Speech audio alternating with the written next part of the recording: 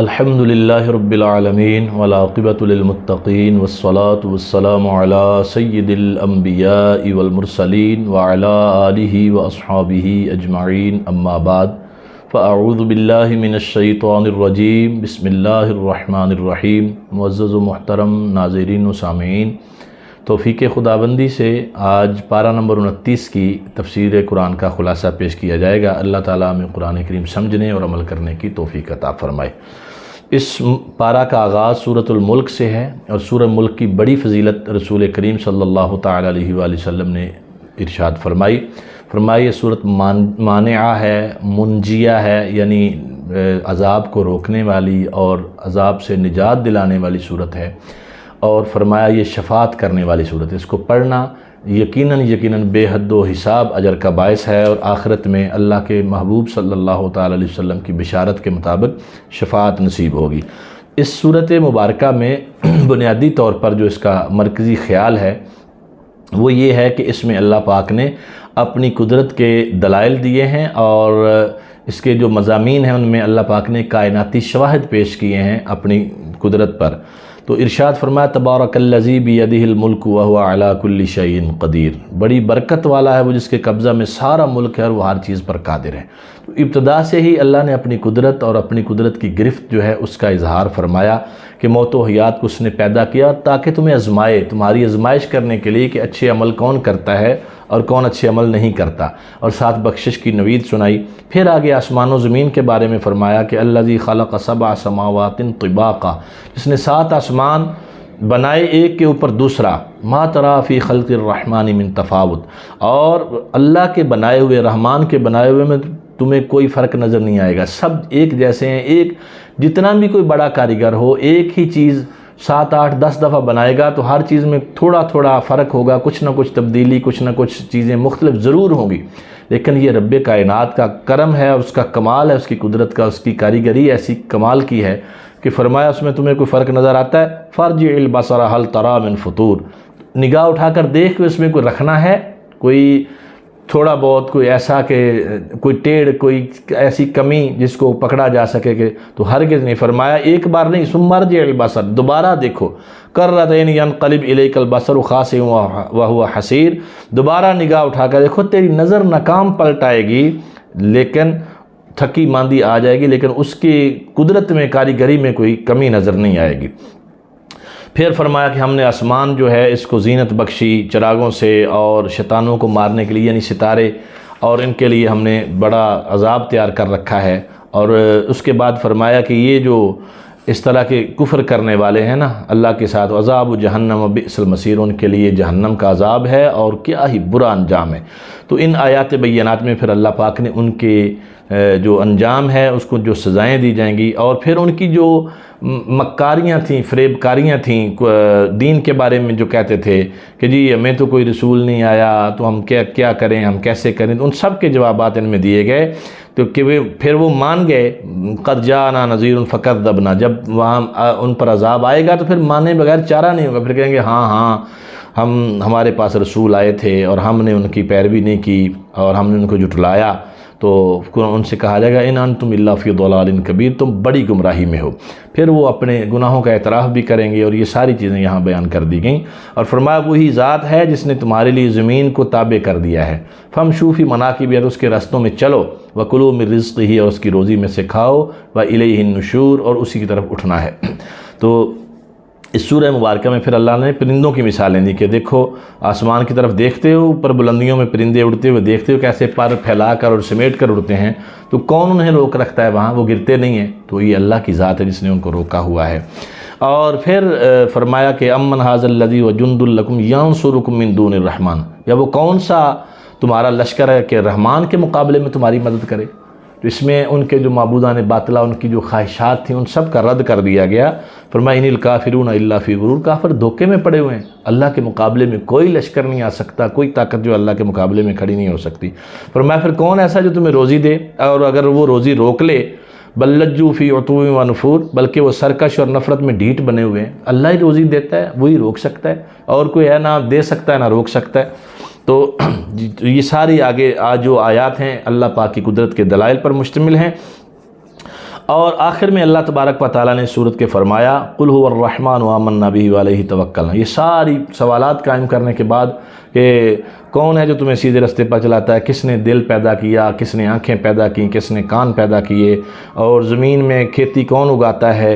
پانی کون دیتا ہے، یہ ساری چیزیں بیان کرنے کے بعد سوالات قائم کیے اور پھر فرمایا قل هو الرحمن وآمنا به وعلیہ توکلنا۔ تم فرماؤ وہی رحمان ہے جو یہ ساری طاقتوں کا مالک ہے، ہم اس پر ایمان بھی لائے اور اسی پر بھروسہ کیا۔ فستعلمون من هو فی ضلال مبین، تو جان جاؤ گے کون ہے گمراہی میں پڑا ہوا۔ قل ارأیتم ان اصبح ماؤکم غورا فمن یأتیکم بماء معین، تو فرماؤ بھلا دیکھو اگر صبح کو تمہارا سارا پانی زمین میں دس جائے، پانی لیول ختم ہو جائے زمین سے، تو تم کیا کرو گے؟ کوئی ہے جو تمہیں پانی لا کر دے؟ وہ صرف اللہ کی ذات ہے جو تمہیں پانی لا کر دے سکتی ہے۔ اس کے بعد سورہ قلم کا آغاز ہوتا ہے۔ سورہ قلم جو ہے اس میں 52 آیات ہیں اور اس میں 2 رکوع ہیں۔ اس میں بھی عذاب کا، قیامت کا اور آنے والی اس طرح کی چیزوں کا ذکر کیا گیا، اور ابتدا جو تھی وہ حروف مقطعات میں سے لفظ نون کے ساتھ کی، اور قسم ذکر کی قلم کی اور اس کو لکھے کی، اور حضور نبی رحمت علیہ السلام پر جو کفار کے اعتراضات تھے، بد زبانیاں تھیں ان کی، اس کا جواب دیتے ہوئے فرمایا بانت بنعمت ربک بمجنون، آپ اپنے رب کے فضل سے مجنون نہیں ہیں، آپ پر اللہ کا فضل، جس پر اللہ کا فضل ہو وہ مجنون کیسے ہو سکتا ہے؟ وَإِنَّ لَكَ لَأَجْرًا غَيْرَ مَمْنُونٍ، اور ضرور تمہارے لیے بے انتہا ثواب ہے۔ وَإِنَّكَ لَعَلَىٰ خُلُقٍ عَظِيمٍ، بے شک تمہاری خوبو، تمہارا خلق بڑی شان والا ہے۔ ام المومنین سیدہ صدیقہ پاک سے کسی نے پوچھا تھا کہ رسول اللہ صلی اللہ علیہ وسلم کا خلق کیسا تھا، تو انہوں نے فرمایا تم قرآن نہیں پڑھتے؟ پورے کا پورا قرآن جو ہے وہ رسول اللہ صلی اللہ علیہ وسلم کا خلق بیان کرتا ہے۔ اور پھر اللہ تبارک و تعالیٰ نے نبی رحمت علیہ السلام سے وہ سارے اعتراضات رفع کر دیے جو کفار اٹھاتے تھے۔ جب فرما دیا کہ ان کا خلق ہی عظیم ہے، تو پھر تمہارا ان کو معاذ اللہ جادوگر کہنا، ان کے بارے میں اس طرح کی بےہودگی کرنا اور اس طرح کی فضول قسم کے اعتراضات قائم کرنا، اللہ نے وہ سب کے سب اڑا کر رکھ دیے۔ اور پھر آگے وہ جو بدبخت تھے، خاص طور پر ولید بن مغیرہ جو تھا، اس کی جو باتیں تھیں ان کا رد کرتے ہوئے اللہ پاک نے اس کے خلاف اس کے عیب بیان فرمائے، تو اور فرمایا کہ وہ ایسا شخص ہے وَلَا تُطِعْ كُلَّ حَلَّافٍ مَّهِينٍ، ایسے کی بات نہ سننا جو بڑی قسمیں کھانے والے، جھوٹی قسمیں کھاتا تھا بہت زیادہ، ہمازٍ مشاء بنمیم، تانے دینے والا، ادھر ادھر کی لگانے پھیرنے والا، مناع للخیر معتد اثیم، بھلائی سے بڑا روکنے والا اور حد سے بڑھنے والا، عتل بعد ذالک زنیم، اور حد اس کی یہ کہ اس کی اصل میں خطا تھی، یعنی وہ نطفہ حلال سے نہیں تھا، ان کان ذا مال و بنین، اس پر کہ کچھ مال اور بیٹے بھی رکھتا تھا۔ تو یہ سارے عیب جب اس کے بیان ہو گئے تو اس نے جا کر اپنی ماں سے پوچھا کہ باقی ساری باتیں جو محمد نے کہی ہیں وہ ایسے ہی ہے، چغل خور بھی ہوں، جھوٹ بھی بولتا ہوں، جھوٹی قسمیں بھی کھاتا ہوں، سب کچھ ہے، لیکن اس بات کا تعلق تیرے ساتھ ہے کہ تو بتا، انہوں نے تو مجھے یہ کہا ہے کہ میں حلالی نہیں ہوں، تو مجھے اس بات کا پتہ ہے کہ وہ جو کہتے ہیں سچ وہی ہوتا ہے۔ ماں نے پہلے بہانے بنائے لیکن آخر کار ماننے پر مجبور ہو گئی، کیونکہ اس نے کہا تھا مجھے سچ بتا دے، جنہوں نے مجھے یہ کہا ہے میں نے ان کی زبان سے کبھی جھوٹ نہیں سنا، تو بتا۔ تو اس نے پھر اقرار کر لیا اس بات کا، اور اس کی تفسیر میں مفسرین کرام نے لکھا ہے کہ جو رسول اللہ صلی اللہ تعالیٰ علیہ وآلہ وسلم کا بے ادب اور گستاخ ہوتا ہے وہ حلالی نہیں ہوتا، اس کی اصل میں خطا ضرور ہوتی ہے جو رسول پاک کی بے ادبی اور گستاخی کرتا ہے۔ اور پھر اس کے بعد یہ چیزیں بیان کرتے ہوئے فرمایا کہ جب انہوں نے قسم کھائی تھی نا وہ کہ ہم ضرور صبح ہوتے اپنے کھیت کاٹ لیں گے اور انشاءاللہ نہیں کہا، فطاف علیہا طائف من ربک وہم نائمون، تو ایک پھیری کرنے والا تمہارے رب کی طرف سے پھیری کر گیا، وہ سوتے رہ گئے، یعنی سب کچھ ان کا ختم ہو گیا۔ تو یہ فصلیں، یہ زمینداری، یہ کاشتکاری اور اس میں مختلف قسم کی اجناس کا اگنا، اور بندہ یہ سمجھے کہ یہ میرا کمال ہے، میرا فن ہے، میں نے یوں کر دیا، میں نے اس طرح کا بیج ڈالا، سب کچھ کر کے دیکھ لو، لیکن کامیابی تبھی ہوگی جب اللہ تبارک و تعالیٰ کا کرم شامل حال ہوگا، ورنہ تم کچھ بھی نہیں کر سکتے۔ بیج بوئے رہ جاتے ہیں، کاشت کی رہ جاتی ہے، لیکن ہوتا کچھ بھی نہیں ہے۔ اور فرمایا ان للمتقین عند ربہم جنات النعیم، بے شک جو ڈر والے ہیں، پرہیزگار ہیں، ان کے لیے رب کے پاس چین کے باغات ہیں، سکون کے باغات ہیں۔ افنجعل المسلمین کالمجرمین، کیا ہم مسلمانوں کو مجرموں کا سا کر دیں؟ یعنی جو کافر مجرم ہیں ان جیسا کر دیں۔ فرمایا مالکم کیف تحکمون، تمہیں کیا ہو گیا، ایسا حکم کیوں لگاتے ہو؟ تو پتہ چلا مسلمان کبھی کافر جیسا نہیں ہو سکتا۔ اور بدقسمتی یہ دیکھیے کہ قرآن یہ کہتا ہے کہ مسلمان کافر کی طرح نہیں ہو سکتا، اور آج مسلمان کافروں کی وضع قطع بنا کر خوش ہوتے ہیں، ان جیسا بننے کی کوشش کرتے ہیں معاذ اللہ تعالیٰ۔ کچھ دن پہلے خبر پڑی کہ ایک مسلمان بندہ صرف دکانداری کرنے کے لیے سکھ کا روپ دھار کر سکھ بن کر دکانداری کر رہا۔ خدا کے بندو، تم اپنے اسلام پر کیا شرمندہ ہو؟ اگر شرمندہ ہو تو پھر تو ڈوب مرنے کا مقام ہے کہ اتنا حسین دین اور خوبصورت دین، اور تم ان کافروں کی وضع قطع بنا کر اور کئی فلم و ڈراموں سے متاثر ہو کر ان کی جیسی پگڑیاں باندھتے ہیں جو داڑھی نبی کی سنت سمجھ کر نہیں رکھتے اور کافروں کے سٹائل میں داڑیاں رکھتے ہیں۔ تو خدا کا خوف کرنا چاہیے۔ قرآن جب کہہ رہا ہے کہ ہم نے مجرموں کو، کافروں کو مسلمانوں جیسا نہیں بنایا، اور تم خواہ جان بوجھ کر ان کی طرح بننے کی کوشش کر رہے ہو۔ پھر اللہ تبارک و تعالیٰ نے ارشاد فرمایا یوم یکشف عن ساق ویدعون الی السجود فلا یستطیعون، جس دن ایک ساق کھولی جائے گی، اور یہاں پر کوئی اپنی مرضی کا ترجمہ نہیں کر سکتا۔ یہ آیت متشابہات میں سے ہے، ویسے ساق پنڈلی کو کہتے ہیں، لیکن یہاں اس کا ترجمہ ساق ہی کیا جائے گا، کیونکہ اس کی جو صحیح مراد ہے وہ اللہ کے سوا کوئی نہیں جانتا، یا اس کے بتائے سے اس کے رسول جانتے ہیں، اس لیے اس کے اپنی مرضی کے معنی کرنے ہیں کہ جی وہ جہنم میں اللہ اپنی پنڈلی رکھ دے گا اور یہ کرے، اس طرح کی باتیں بالکل قرآن و حدیث کے مطابق نہیں ہیں۔ بس سجدے کا حکم ہوگا، اور فرمایا جو کافر ہیں وہ سجدہ نہیں کر سکیں گے۔ اور اس کے بعد اللہ تبارک و تعالیٰ نے فرمایا سنستدرجہم من حیث لا یعلمون، تو یہ جو جھوٹ بولنے والے ہیں اور سارے جھوٹ کرنے والے، قریب ہے کہ آہستہ آہستہ ہم انہیں لے جائیں گے اور جہنم میں ڈال دیں گے، انہیں خبر بھی نہ ہوگی۔ اور اس کے بعد اللہ پاک نے فرمایا وَإِن يَكَادُ الَّذِينَ كَفَرُوا لَيُزْلِقُونَكَ بِأَبْصَارِهِمْ لَمَّا سَمِعُوا الذِّكْرَ وَيَقُولُونَ إِنَّهُ لَمَجْنُونٌ، کافر ضرور ایسے معلوم ہوتے ہیں کہ گویا اپنی بد نظر لگا کر تمہیں گرا دیں گے جب قرآن سنتے ہیں، اور کہتے ہیں یہ ضرور عقل سے دور ہے۔ اور یہ جو آیت کریمہ ہے، اس کا ایک فائدہ یہ بھی ہے کہ نظر بد کسی کو لگ جائے تو اس کو یہ پڑھ کر دم کریں تو انشاءاللہ تعالی نظر بد سے اس کو نجات ملے گی۔ سورۃ الحاقہ جو ہے یہ اس کی 52 آیات ہیں، اس میں 2 رکوع ہیں، اور یہ قیامت کے حوالے سے اس کا آغاز کیا گیا کہ الحاقۃ ما الحاقہ وما ادراک ما الحاقہ، وہ حق ہونے والی، کیسی وہ حق ہونے والی ہے، تم نے کیا جانا کہ وہ کیسی حق ہونے والی ہے۔ تو اس کا اللہ پاک نے یہاں تذکرہ فرما دیا، اور چونکہ یہ مکہ شریف میں نازل ہوئی ہے سورت، اور اس میں پھر اس لیے قیامت اور قیامت کے احوال و آثار اور گزشتہ قوموں کے جو احوال ہیں، یعنی قوم سمود و عاد نے جو جھٹلایا، پھر اس کے بعد ان کو کیا صدمے ملے، ہلاک کر دیے گئے، فرمایا چنگھاڑ کے ساتھ، اور عاد جو تھے وہ ہلاک کر دیے بریح صرصر عاتیہ، نہایت سخت گرجتی آواز جو تھی اس کی وجہ سے ان کو ہلاک کر دیا گیا۔ سخرہا علیہم 7 لیال و 8 ایام حسوما، وہ ان پر قوت سے لگا دی گئی 7 راتیں اور 8 دن لگاتار۔ فطر القوم فیہا سرعا، تو ان لوگوں کی طرف دیکھو کیسے پچھڑے ہوئے ہیں کہ کأنہم اعجاز نخل خاویہ، گویا وہ کھجور کے جو جھنڈ ہوتے ہیں نا، ٹونڈ سے بن جاتے جو سوکھے تنے، ان کی طرح گرے ہوئے ہیں۔ تو پھر فرمایا فرعون آیا، اور اس سے پہلے جو الٹنے والی بستیاں وہ سارے آئے، اور ہم نے ان کو ان کی ان حرکات کی وجہ سے سزائیں دی، کیونکہ ان کا قصور کیا تھا، فَعَصَوْا رَسُولَ رَبِّهِمْ فَأَخَذَهُمْ أَخْذَةً رَّابِيَةً، انہوں نے اپنے رب کے رسولوں کا حکم نہ مانا تو پھر اس نے انہیں بڑی چڑی گرفت سے پکڑ لیا، اور ایسا پکڑا کہ پھر وہ کسی کام کے نہ رہے۔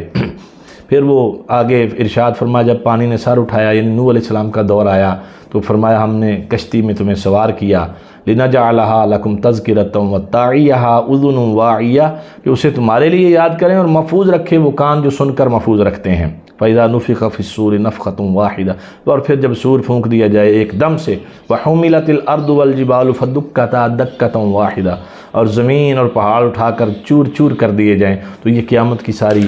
نشانیاں بیان فرما دی گئی، اور جب قیامت ہوگی تو فرمایا آسمان پھٹ جائیں گے، زمین پھٹ جائے گی، اور جو اللہ تبارک و تعالیٰ کے احکامات اس نے دیے تھے اور جو ان کے بارے میں وعدے کیے تھے وہ سب چیزیں سامنے آ جائیں گی۔ تو پھر ہوگا کیا، فَأَمَّا مَنْ أُوتِيَ كِتَابَهُ بِيَمِينِهِ، جو اپنا نامہ اعمال دائیں ہاتھ میں دیا جائے گا یعنی جنتی ہوگا، فیقول ہاؤم اقرؤوا کتابیہ، کہے گا لو میرے نامہ اعمال کو پڑھو کہ مجھے اللہ نے جنتی بنا دیا ہے اور مجھے یقین تھا کہ میں اپنے حساب کو پہنچوں گا۔ تو فرما فہو فی عیشۃ راضیہ، وہ من مانے چین سکون میں ہوں گے، جنت میں ہوں گے، بلند باغوں میں ہوں گے اور اس کے خوشے جھکے ہوئے ہوں گے، اور کہا جائے گا کلوا واشربوا ہنیئا بما اسلفتم فی الایام الخالیہ، کھاؤ اور پیو رچتا ہوا، اور یہ صلہ اس چیز کا ہے تم نے گزرے دنوں میں اپنے آگے بھیجا، یعنی نیک اعمال کیے تو اس کے صلے میں تمہیں یہ سب دیا جائے۔ اور پھر اس کے بعد جہنمیوں کے حوال بیان کیے، وَأَمَّا مَنْ أُوتِيَ كِتَابَهُ بِشِمَالِهِ، جن کو نامہ اعمال بائیں ہاتھ میں دیا جائے گا، فَيَقُولُ يَا لَيْتَنِي لَمْ أُوتَ كِتَابِيَهْ، وہ کہے گا ہائے کسی طرح مجھے یہ کتاب میرے لکھا ہوا نوشتہ جو ہے یہ دیا ہی نہ جاتا، لم ادری ما حسابیہ، میں نہیں جانتا کوئی حساب بھی ہوتا ہے۔ تو اس پر غور کرنا چاہیے کہ کافر وہاں جا کر کہے گا مجھے کوئی پتہ نہیں تھا حساب ہوتا ہے۔ تو اب کئی کلمہ پڑھنے والے معاذ اللہ یہ کہہ رہے ہیں کہ یہ جہان ڈٹھا جگلا جہاں کہیں ڈٹھا، یعنی یہی بس جہان ہے میٹھا، اس میں جو کرنا کر لو، آخرت کس نے دیکھی ہے؟ تو اس طرح من وجہ وہ قیامت کا انکار کرتے ہیں، قیامت کے احوال کا انکار کرتے ہیں۔ تو یہاں اللہ تبارک و تعالی جل مجد الکریم نے فرمایا کہ وہ کافر کہیں گے کہ کاش کہ موت ہی کے ساتھ ختم کر دیتی، میرا مال بھی میرے کچھ کام نہ آیا اور میرا سب کچھ جاتا رہا۔ فرمایا جائے گا خذوہ فغلوہ ثم الجحیم صلوہ، فرمایا اسے پکڑو اور اسے توق ڈالو اور اسے بھڑکتی ہوئی آگ میں دنسا دو۔ پھر زنجیریں جو 60 ہاتھ ان کا ناپ ہوگا، لمبی لمبی زنجیریں ہوں گی، ان میں اس کو پرو دیا جائے گا، جکڑ دیا جائے گا۔ فرمایا انہ کان لا یؤمن باللہ العظیم، یہ وہ بدبخت ہے جو اللہ پر ایمان نہیں لاتا تھا۔ تو کافر کو یوں سزا دی جائے گی اور پھر اس کی برائیاں بیان کی جائیں گی، ولا یحض علی طعام المسکین، اور کھانا دینے کی رغبت نہیں رکھتا تھا، کوئی ضرورت مند کوئی بھوکا اس کے دروازے پہ آتا تو اس کو کھانا نہیں کھلاتا تھا۔ فلیس لہ الیوم ہاہنا حمیم، تو آج کے دن اس کا کوئی دوست نہیں ہے، کوئی اس کا حمایتی نہیں ہے۔ ولا طعام الا من غسلین، دوزخیوں کی پیپ جو ہے وہ ان کو کھانے کو دیا جائے گا۔ لا یاکلہ الا الخاطئون، اسے نہ کھائیں گے مگر خطا کار۔ تو یہ یہاں ساری چیزیں بیان کر دی ہیں، اور پھر اگلے رکوع میں فرمایا کہ رسول خدا صلی اللہ تعالیٰ علیہ وآلہ وسلم کے بارے میں جو یہ کہتے ہیں کہ معاذ اللہ یہ کوئی شاعر ہیں تو اور یہ شاعری کرتے ہیں، فرمایا ایسا کوئی بات نہیں، نہ یہ قرآن شاعری ہے نہ کسی کاہن کا کلام ہے، تنزیل من رب العالمین، یہ اللہ کی طرف سے اترا ہوا کلام ہے۔ اس کے بعد سورۃ المعارج ہے، اور اللہ تبارک و تعالیٰ نے فرمایا اس سورت میں کہ یہ بھی چونکہ مکہ میں نازل ہوئی اور اس کا بھی مضمون گزشتہ صورت سے ملتا جلتا ہے کہ کافروں پر جو عذاب آئے گا ان سے دفع نہیں ہو سکے گا، اور بلندیوں کا مالک اللہ ہے، فرشتے اور روح سب اسی کی بارگاہ کی طرف جاتے ہیں۔ اور فرمایا فی یوم کان مقدارہ 50,000 سنہ، اور وہ عذاب اس دن ہوگا جس کی مقدار 50,000 برس کے برابر ہوگی۔ فاصبر صبرا جمیلا،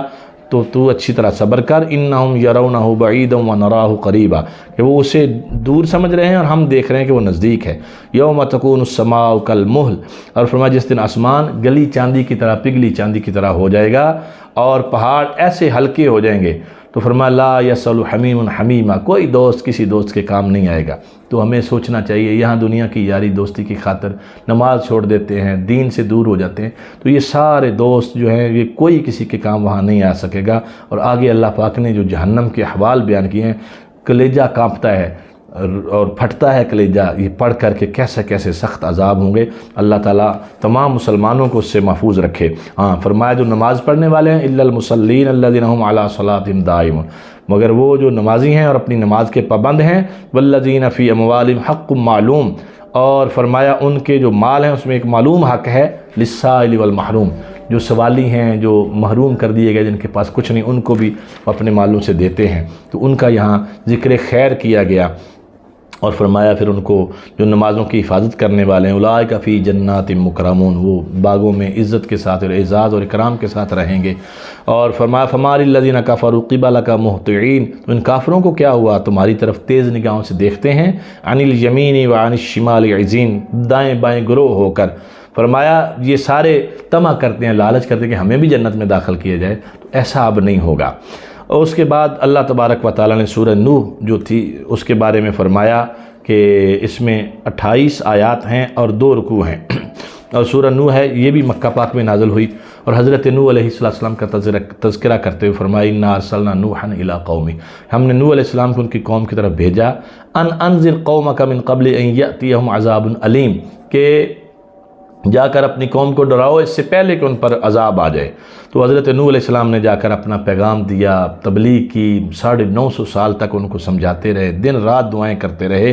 تو یہ باز نہیں آئے۔ تو پھر اللہ کے نبی نے کہا کہ انی دعوتہم جہارا، میں نے انہیں اعلانیہ بلایا، ثم انی اعلنت لہم واسررت لہم اسرارا، اعلان بھی کیے، آہستہ خفیہ بھی کیے، یعنی ہر طرح کی تبلیغ کی، میں نے ان کو ڈرایا اور کہا کہ اپنے رب سے معافی مانگو، وہ بڑا معاف کرنے والا مہربان ہے، وہ معاف کر دے گا، تو لیکن وہ باز نہیں آئے۔ تو پھر اللہ پاک کے نبی حضرت نوح علیہ السلام نے کہا رب انہم عصونی واتبعوا ما لم یزدہ مالہ وولدہ الا خسارا، انہوں نے میری نافرمانی کی اور ایسے شخص کے پیچھے ہو لیے جس کے مال اور اولاد نے ان کو خسارے کے سوا کچھ نہیں دیا، فمکروا مکرا کبارا، اور بہت بڑے بڑے انہوں نے مکر کیے اور داؤ کیے۔ اور پھر اللہ کے پیارے نبی حضرت نوح علیہ السلام نے کہا رب لا تذر علی الارض من الکافرین دیارا، جب اللہ کے نبی نے پھر عذاب کی دعا کر دی کہ اے اللہ زمین پر کافروں کا کوئی بسنے والا، کوئی ان کا گھر نہ چھوڑنا، انک ان تذرہم یضلوا عبادک ولا یلدوا الا فاجرا کفارا، بے شک اگر تو انہیں رہنے دے گا تو تیرے بندوں کو گمراہ کر دیں گے، اور ان کی اولاد ہوگی تو وہ بھی بدکار ہوگی اور ناشکری ہوگی۔ تو پھر اللہ تبارک و تعالیٰ نے نوح علیہ السلام کی درخواست پر ان پر عذاب بھیجا اور سارے کافر جو تھے وہ ہلاک کر دیے۔ اور پھر نوح علیہ السلام نے خود اپنے لیے جو دعا مانگی کہ رب اغفر لی ولوالدی ولمن دخل بیتی مؤمنا، اے میرے رب مجھے بخش دے اور میرے ماں باپ کو بخش، اور اسے بھی بخش دے جو ایمان کے ساتھ میرے گھر میں ہے، وللمؤمنین والمؤمنات، اور سب مسلمان مردوں اور عورتوں کو بخش دے، ولا تزد الظالمین الا تبارا، اور کافروں کو نہ بڑھا مگر ان کی تباہی۔ اس سے یہ معلوم ہوا کہ جو اللہ کے نبیوں کے ساتھ منسلک ہو جائے، جو اللہ کے نبی کے گھر میں آ جائے، یعنی ان کی صحبت و سنگت میں آ جائے، ان کا ماننے والا ہو، تو اللہ کے پیارے نبیوں کی مغفرت کی دعائیں ان کے لیے موجود ہیں۔ سورہ جن جو ہے یہ بھی مکہ میں نازل ہوئی، اور اس صورت میں 28 آیتیں ہیں اور 2 رکوع ہیں۔ تو اس میں جنات کے ایک گروہ کا قرآن سننے کا تذکرہ کیا گیا، اور وہ کہتے تھے کہ یہدی الی الرشد فآمنا بھی، ہم نے قرآن سنا ہے، بڑا ہی عجیب قرآن سنا ہے جو بلائی کی راہ بتاتا ہے، فآمنا، اور ہم ایمان لے آئے اس پر، وَلَن نُشْرِكَ بِرَبِّنَا أَحَدًا، اور ہم ہرگز اللہ کے ساتھ کسی کو شریک نہیں ٹھہرائیں گے، وَأَنَّهُ تَعَالَى جَدُّ رَبِّنَا مَا اتَّخَذَ صَاحِبَةً وَلَا وَلَدًا، اور یہ کہ ہمارے رب کی شان بہت بلند ہے، اس نے نہ کوئی بیوی بنائی عورت اختیار کی اور نہ ہی کوئی بچہ، وَأَنَّهُ كَانَ يَقُولُ سَفِيهُنَا عَلَى اللَّهِ شَطَطًا، اور یہ کہ ہم میں کا بے وقوف ہے جو اللہ پر بڑھ چڑھ کر باتیں کرتا ہے اپنی طرف سے۔ تو یہ ان کا ذکر کیا گیا جنات کے اس گروہ کا جنہوں نے قرآن سنا اور قرآن سن کر ایمان لے آئے۔ تو اور پھر اللہ تبارک و تعالیٰ نے آگے شیطان اور شیطانی چیلے چانٹے جو ہیں ان کے بارے میں فرمایا کہ وہ ہماری باتیں سننے کی کوشش کرتے ہیں اور چاہتے ہیں کہ جو ہم آسمانوں پر بات کرتے ہیں ان تک پہنچے۔ فرمایا مولیت حرسن شدیدن و شہوبا، آسمان جو ہے وہ پہرے سے اور چنگاریوں سے بھرا ہوا، اس لیے ان کو چنگاریاں جب پڑتی ہیں تو پھر بھاگتے ہیں۔ تو یہاں ان کا رد فرمایا گیا، اور جنات کے حوالے سے کہ ان میں اچھے لوگ بھی ہیں جو ایمان لے آئے اور نیک اور صالح بن گئے، اور بدبخت کافر بھی رہے جو ان میں رہے۔ تو پھر اللہ تبارک و تعالیٰ نے فرمایا قل انما ادعو ربی ولا اشرک بہ احدا، نبی کریم صلی اللہ تعالیٰ علیہ وسلم کی پاک زبان سے پھر توحید کی دعوت دلوائی۔ فرمایا کہ تم فرما دو میں تو اپنے رب کی ہی بندگی کرتا ہوں، اور ولا اشرک بہ احدا، اور کسی کو اس کے ساتھ شریک نہیں ٹھہراتا۔ قل انی لا املک لکم ضرا ولا رشدا، فرماؤ کہ میں کسی برے بھلے کا از خود مالک نہیں ہوں، یہ مجھے اللہ نے جو طاقت دی اس کے ذریعے سے مالک ہوں، ورنہ میں خود اپنے طور پر کچھ نہیں کر سکتا۔ قل انی لن یجیرنی من اللہ احد، اور تم فرماؤ کہ ہرگز مجھے اللہ سے کوئی نہ بچائے گا، ولن اجد من دونہ ملتحدا، اور فرمایا کہ ہرگز اس کے سوا کوئی پناہ کی جگہ نہیں ہے، الا بلاغا من اللہ ورسالاتہ، مگر اللہ کا پیغام پہنچانا اور اس کی رسالتیں۔ تو یہ نبیوں نے بتا دیا کہ اس لیے یہ باتیں بطور تواضع انبیاء کی زبان سے کہلوائی گئیں کہ پتہ چلے کہ اللہ کا کوئی نبی اللہ کا شریک نہیں ہوتا، بلکہ یہ جتنی اللہ کے نبیوں کی شانیں اور طاقتیں ہوتی ہیں یہ اللہ کی عطا کردہ ہوتی ہیں۔ تو جب یہ عقیدہ اور نظریہ ہوگا تو شرک کا سوال ہی پیدا نہیں ہوتا، اور اگر محض شرک کا نام لے کر شرک کی مخالفت کرتے کرتے انبیاء کرام کی تنقیص کی تو یہ بھی اللہ کو پسند نہیں ہے۔ یہ ذہن میں رکھیں، وہ اللہ اور اس کے انبیاء کا معاملہ وہ کس طرح اللہ کے حضور اپنی عاجزی پیش کرتے ہیں، اور اہل ایمان کا طریقہ یہ ہے کہ وہ اللہ کی توحید کا دل و جان سے اقرار کرتے ہیں اور رسولوں کی رسالت اور ان کی عظمت و شان کا بھی پوری طرح اکرام کرتے ہیں۔ یہ نہیں ہے کہ توحید کا نام لے کر یہ کہا جائے کہ جب توحید بیان ہوگی تو گستاخیاں تو ہوں گی۔ یہ کیسی توحید ہے؟ ایسا کیسے ہو سکتا ہے کہ اللہ کی شان بیان کرتے ہوئے اس کے نبیوں کی گستاخیاں کی جائیں؟ یہ اہل ایمان کا طریقہ نہیں ہے۔ پھر سورہ مزمل شریف ہے، اور یہ بھی مکہ پاک میں نازل ہوئی ہے۔ اس میں 20 آیات ہیں اور 2 رکوع ہیں، اور اس میں رسول کریم صلی اللہ تعالی وسلم کو کیا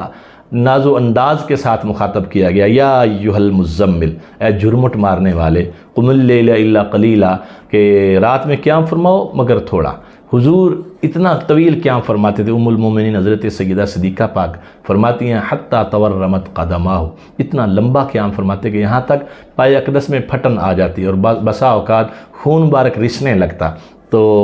اللہ پاک کی طرف سے کہا جاتا تھا کہ اے محبوب اب اتنا اپنے آپ کو مشقت میں نہ ڈالیں، قم اللیل الا قلیلا، رات میں قیام کرو مگر تھوڑا، نصفہ او انقص منہ قلیلا، یا تو آدھی رات کر لو یا اس سے بھی کچھ کم کر لو، او زد علیہ، یا اس پر تھوڑا زیادہ کر لو، یعنی ساری رات اتنا طویل قیام نہ کرو۔ ورتل القرآن ترتیلا، اور قرآن خوب ٹھہر ٹھہر کر پڑھو۔ تو ہمارے لیے بھی اس میں یہی حکم ہے کہ اپنی جان پر بوجھ نہیں ڈالنا، جتنا اللہ نے توفیق دیا تاکہ عبادت بوجھ نہ لگے، خوش دلی کے ساتھ اللہ کے فرائض پورے کرنے ہیں، سنن اور نوافل پڑھنے ہیں، اور دیگر جو نفلی عبادات ہیں، تہجد ہے، اشراق ہے، چاشت ہے، تو یہ اللہ کی توفیق سے اگر نصیب ہوں تو سبحان اللہ، لیکن یہ نہیں کہ ایک دن اٹھے تہجد کے لیے 100 نفل پڑھ لیا اور اگلے دن 2 بھی نہیں پڑھ سکے، ایسا نہیں۔ اور اپنی جانوں پر ظلم نہیں کرنا، اپنے بدن کا حق اس کو دینا ہے اور دیگر ضروریات کے مطابق چلنا ہے۔ اور پھر یہاں صبر کرنے کا حکم دیا گیا اور قیامت کی ہولناکیوں کا بیان فرمایا۔ یوم ترجف الارض والجبال وکانت الجبال کثیبا مہیلا، فرمایا جس دن تھر تھرائیں گے زمین اور پہاڑ ہو جائیں گے، ایسے ریت کا ٹیلا ہوتا ہے نا بہتا ہو، ایسے ریت کے جو ٹبے جن کو کہتے ہیں، وہ ہوا آئی تو ادھر چلے گئے، ہوا آئی تو ادھر چلے گئے، فرمایا ایسے ہو جائیں گے۔ تو ایسے میں فرمایا ہم نے تمہاری طرف رسول بھیجے، تم پر حاضر و ناظر بنا کر بھیجے، جیسے کہ ہم نے فرعون کی طرف رسول بھیجے۔ تو ہوا کیا، فعصا فرعون الرسول فاخذناہ اخذا وبیلا، تو فرعون نے اس رسول کا حکم نہ مانا تو پھر ہم نے ان کو سخت گرفت میں پکڑ لیا۔ تو ان سب کی گزشتہ مثالیں دینے کا صرف ایک ہی مقصد ہے کہ وہ بڑے طاقتور تھے، بڑی ان کی دولت تھی، بڑا نام تھا، بڑے قد کاٹ والے تھے، سب کچھ ان کے ہونے کے باوجود جب رسولوں کی نافرمانی کی تو ہماری گرفت سے نہیں بچ سکے۔ تو اس لیے تمہیں بھی یہی کہا جا رہا ہے کہ ان کے انجام سے عبرت پکڑو۔ اور پھر فرمایا فقرؤوا ما تیسر منہ، قرآن پاک جہاں سے آسان لگے پڑھو۔ واقیموا الصلاۃ وآتوا الزکاۃ، نماز قائم رکھو اور زکوٰۃ دو۔ واقرضوا اللہ قرضا حسنا، اور اللہ کو قرض حسنہ دو، یعنی اللہ کے راستے میں خرچ کرتے رہو۔ جو بلائی تم اپنے لیے آگے بھیجو گے تجدوہ عند اللہ وخیرا واعظم اجرا، تو تم اللہ کے پاس اس کو بہتر اور بڑے ثواب کی طرح پاؤ گے۔ سورہ مدثر یہ بھی مکہ پاک میں نازل ہوئی، اس میں 56 آیات ہیں اور 2 رکوع ہیں، اور اس میں بھی رسول کریم صلی اللہ تعالیٰ علیہ وسلم کی ایک محبت کے ساتھ حضور کو ندا کرنے کا ذکر ہے کہ یا ایھا المدثر، اے بالا پوش اوڑھنے والے، کمبل اوڑھنے والے، قم فانذر، کھڑے ہو جائیے، ڈر سنائیے، وربک فکبر، اپنے رب ہی کی بڑائی بولیے، وثیابک فطہر، اور اپنے کپڑوں کو پاک رکھیے۔ اور حضور نبی کریم صلی اللہ تعالیٰ علیہ وآلہ وسلم کی وساطت سے یہ سارے احکامات ہمارے لیے ہیں کہ اپنے کپڑوں کو پاک رکھو، اپنے رب کی پاکی بولو، بتوں سے دور رہو، اور زیادہ لینے کی نیت سے کسی پر احسان نہ کرو۔ جو ہمارے یہاں آج کل چلتا ہے نا کہ شادی پہ گیا جی 5000 دے گیا اور نیت یہ کی کہ وہ مجھے 7000 دے گا، تو قرآن نے اس سے منع فرمایا۔ فرمایا اپنے رب کے لیے صبر کیجئے، جب سور پھونکا جائے گا تو وہ دن بڑا سخت ہوگا اور کافروں پر تو ہرگز آسان نہیں ہوگا۔ تو یہ پھر آگے قیامت اور اس دن کے آنے کے جو معاملات ہیں ان کا ذکر فرمایا، اور نبی کریم صلی اللہ تعالیٰ علیہ وآلہ وسلم کی جو امت ہے ان کے لیے جو اللہ پاک کی طرف سے آسانیاں اور رحمتیں ہوں گی ان کا ذکر فرمایا گیا، اور کافروں کو جو جن عذابوں میں اور جن تکلیفوں میں رکھا جائے گا ان کے بارے میں یہاں ذکر کیا گیا۔ اور پھر مجرمین جو تھے ان کے کچھ سوالات اور جوابات یہاں ذکر کیے گئے کہ مجرموں سے جب پوچھا جائے گا نا ما سلککم فی سقر، تو تمہیں دوزخ میں کیا بات لے گئی، قالوا لم نک من المصلین، تو انہوں نے پہلا جواب یہ دیا کہ ہم نماز نہیں پڑھتے تھے۔ تو اب دیکھیے نماز نہ پڑھنا جہنم جانے کا باعث بنتا ہے۔ وَلَمْ نَكُ نُطْعِمُ الْمِسْكِينَ، اور ہم مسکینوں کو کھانا بھی نہیں دیتے، کوئی بھوکا منگتا سوالی کھانا لینے ہے تو اس کو کھانا نہیں دیتے۔ وَكُنَّا نَخُوضُ مَعَ الْخَائِضِينَ، اور بےہودہ فکروں والوں کے ساتھ ہم فکریں کرتے تھے، ان کے ساتھ بیٹھتے تھے۔ وَكُنَّا نُكَذِّبُ بِيَوْمِ الدِّينِ، اور کہتے کہ ہم انصاف کے دن کو جھٹلاتے تھے، حَتَّىٰ أَتَانَا الْيَقِينُ، یہاں تک کہ موت آ گئی۔ پھر کیا ہوا؟ فما تنفعہم شفاعۃ الشافعین، پھر کوئی سفارشیوں کی سفارش ان کے کام نہیں آئی۔ تو فرمایا ان کی نصیحت جو منہ پھیرتے تھے وہ ایسے جیسے گدھے نہیں بکھرے ہوئے تھے بھڑکتے، کوئی ریوڑ گدھوں کا ادھر جا رہا ہے کوئی ادھر جا رہا ہے، تو فرمایا جیسے شیر پیچھے لگا ہو تو جیسے بھاگتے ہیں ایسے ان کے حالات ہوں گے وہاں قیامت والے دن۔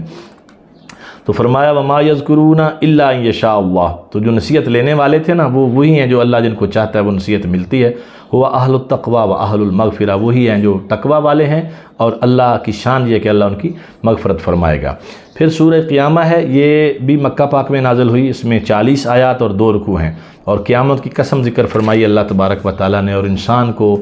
اس کی بدی جو اس کے سامنے ہوگی اس کے بارے میں ذکر کیا گیا کہ لیفجر امامہ، اس کی نگاہ کے سامنے بدی کرے۔ یسأل ایان یوم القیامہ، پوچھتا قیامت کا دن کب آئے گا، تو پھر بتایا کہ کب آئے گی۔ فَإِذَا بَرِقَ الْبَصَرُ وَخَسَفَ الْقَمَرُ، آنکھیں چندھیا جائیں گی، چاند گرہن لگ جائے گا چاند کو، سورج اور چاند ملا دیے جائیں گے، بندہ کہے گا کدھر بھاگ کر جاؤں، کلا لا وزر، تو کہا کوئی جائے پناہ نہیں ہے، کہیں اور نہیں جا سکتے۔ تو یہ ساری چیزیں بیان کر کے اور پھر رسول کریم صلی اللہ تعالیٰ علیہ وسلم پر جو وحی مبارک نازل ہوتی تھی اس کا ذکر کیا۔ جب قرآن نازل ہوتا تو حضور اس کو یاد کرنے کے لیے پڑھتے تو فرمایا لا تحرک به لسانک لتعجل به، آپ جلدی نہ کریں قرآن کے ساتھ اپنی زبان کو حرکت نہ دیں، ان علینا جمعہ وقرآن، بے شک اس کا محفوظ کرنا اور پڑھنا یہ ہمارے ذمہ ہے۔ فَإِذَا قَرَأْنَاهُ فَاتَّبِعْ قُرْآنَهُ، تو جب ہم پڑھ چکے ہیں اس وقت ہمارے پڑھے کی اتباع کرو۔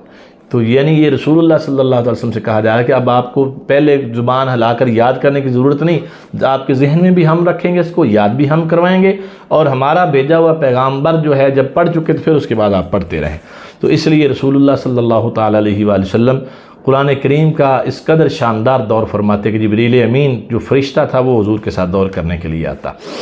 اور پھر ارشاد فرمایا کہ وہ جو جہنمی ہوں گے انہوں نے نہ نماز پڑھی، ہمیں جٹلایا، منہ پھیرا اور پھر اپنے گھر کو کرتا ہوا چلا گیا، ان سب کا یہاں ذکر فرمایا کہ ان کی اوقات کیا ہے، ایک قطرہ پانی سے پیدا کیے، خون کی پھٹک سے پیدا کیے، اور ہم نے ان کو جوڑے جوڑے بنایا۔ تو جس اللہ نے یہ سب کچھ کیا کہ ان کو ایک پانی کے قطرے سے بنایا، خون، لوتھڑا، گوشت، ہڈیاں، تو کیا وہ مرنے کے بعد دوبارہ ان کو زندہ نہیں کر سکے گا؟ سورہ دہر جو ہے یہ مدینہ طیبہ میں نازل ہوئی اور اس میں 31 آیات اور 2 رکوع ہیں۔ فرمایا بے شک آدمی پر ایک وقت وہ گزرا کہیں اس کا نام و نشان بھی نہیں، لم یکن شیئا مذکورا، کچھ بھی نہیں تھا، ہم نے پھر اس کو پیدا کیا تو اور پھر اس کو ہم جانچیں گے، فجعلناہ سمیعا بصیرا، اور ہم نے انسان کو بنایا سمیع بھی اور بصیر بھی، سنتا بھی اور دیکھتا بھی۔ یہ سمیع و بصیر دونوں اللہ کی صفتیں ہیں، تو جب اللہ خود کسی کو اپنی صفت عطا فرمائے تو وہ شرک نہیں ہوتا۔ اللہ بھی سمیع و بصیر ہے، انسان بھی سمیع و بصیر ہے، تو جواب کیا ہے؟ وہ اپنی ذات میں خود سمیع و بصیر ہے، اس کو کوئی طاقت نہیں دیتا سننے اور دیکھنے کی، اور بندہ جو ہے اس کو سننے اور دیکھنے کی طاقت میرے اللہ نے عطا فرمائی ہے۔ تو اس سے بہت سارے مسئلے جن کی بنیاد پر امت میں تفریق پیدا کر دی گئی ان کا حل نکلتا ہے کہ نبیوں کی جو شانیں ہیں، نبیوں کے جو علم ہیں، نبیوں کے جو اختیارات ہیں وہ خود سے نہیں ہیں، وہ اللہ کے عطا کردہ ہیں۔ تو اس لیے ان کو اللہ کے مقابل لانا اور امت کو مشرک ڈکلیئر کرنا، اس سے بڑی جہالت اور کیا ہو سکتی ہے؟ اور فرمایا کہ اہل ایمان کی شان یہ ہے کہ وہ اپنی نظریں پوری کرتے ہیں اور اللہ سے ڈرتے ہیں۔ وَيُطْعِمُونَ الطَّعَامَ عَلَىٰ حُبِّهِ مِسْكِينًا وَيَتِيمًا وَأَسِيرًا، تو مسکین، یتیم، قیدی جو بھی ان کے دروازے پر آتے ہیں تو ان کو وہ کھانا کھلاتے ہیں اور کہتے ہیں کہ ہم تمہیں اللہ کے لیے دے رہے ہیں اور تم سے کوئی مطالبہ، کوئی شکر گزاری یا کوئی بدلہ نہیں چاہیے۔ تو ہمیں بھی یہ چاہیے کہ جب بھی کوئی راہ خدا میں خیرات کریں، کسی کو کھانا کھلائیں، کسی کو پانی پلائیں، شربت پلائیں، نیت یہ نہ ہو کہ یہ ہم پر کوئی شکریہ ادا کرے اور سارا نہیں، بلکہ اس میں اللہ اور اس کے رسول کی رضا مقصود ہو۔ تو پھر جو جنتی ہوں گے فرمایا ان پر چاندی کے برتنوں اور کوزوں کا دور ہوگا، شیشے کی مثل رہے ہوں گے، اور کیسے شیشے، چاندی اور کس طرح چمکدار، اور یسقون فیہا کأسا کان مزاجھا زنجبیلا، تو ایسے ایسے جام پلائے جائیں گے کہ جیسے ادرک کا ٹیسٹ ہوتا ہے نا، یہ تو ہم سمجھتے ہیں، ہمیں سمجھانے کے لیے خدا جانتا ہے وہ کیسا ٹیسٹ ہوگا اور کس قدر شاندار ہوگا۔ تو جنتیوں کو جو حلے پہنائے جائیں گے سبز رنگ کے، اور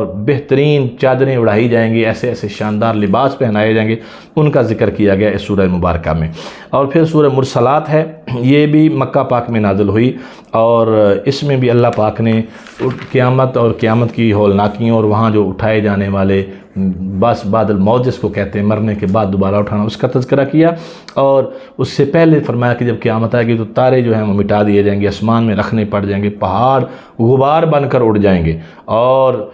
تو یہ قیامت کا یعنی فیصلے کا دن ہوگا۔ فرمایا تمہیں کیا پتہ یہ فیصلے کا دن کیا؟ ویل یومئذ للمکذبین، جھٹلانے والے جو تھے ان کے لیے بہت خرابی ہوگی اس دن۔ تو فرمایا مجرموں کے ساتھ ہم ایسا سلوک کریں گے۔ اور پھر اللہ نے اپنی قدرت کا اعلان کرتے ہوئے بتایا کہ ہم ہی ہیں جنہوں نے تمہیں پیدا کیا اور کس کس حالت میں رکھا اور کیسے کیسے پیدا کیا، یہ ساری چیزیں بیان کیں۔ اور ارشاد فرمایا ھذا یوم الفصل جمعناکم والاولین، یہی وہ فیصلے کا دن ہے جس میں ہم نے تمہیں اور تم سے پہلوں سب کو جمع کر دیا، اور اب اگر تمہارا کوئی داؤ، کوئی تمہاری مکاری چلا کیا تو چلاؤ۔ ویل یومئذ للمکذبین، پھر فرمایا کہ اس دن جھٹلانے والوں کی خرابی ہوگی۔ اور آخر میں ارشاد فرمایا کہ یہ جو کافر لوگ تھے ان کے لیے خرابی ہے، ان کو کھا پی لیا دن چار جو ہیں، فرمایا کھا پی لو، برت لو، جو کچھ تم نے کرنا ہے، آخر تمہارا انجام بہت برا ہوگا۔ اور یہ ساری چیزیں بیان کرنے کے بعد فرمایا فَبِأَيِّ حَدِيثٍ بَعْدَهُ يُؤْمِنُونَ، یہ سب کچھ ہم نے بیان کر دیا، تو اب کس بات پر ایمان لائیں گے، کب کس بات پر یقین لائیں گے؟